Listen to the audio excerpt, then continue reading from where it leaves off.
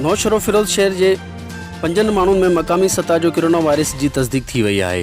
Deputy commissioner captain retired Bilal Shahid Rao deputy commissioner Naushahro Feroze captain retired Bilal Shahid Rao ॿुधायो त नौशरो फिरोज जे शेख मोहल्ले जे 5 माण्हुनि में कोरोना वायरस जो टेस्ट जे वायरस ज़ाहिर थियो आहे, जिन खे SPO तहत आइसोलेशन कयो वियो आहे। वाज़ेह रहे त नौशरो फिरोज शहर में मक़ामी सतह ते कोरोना वायरस पहिरियों भेरो ज़ाहिर थिया आहिनि।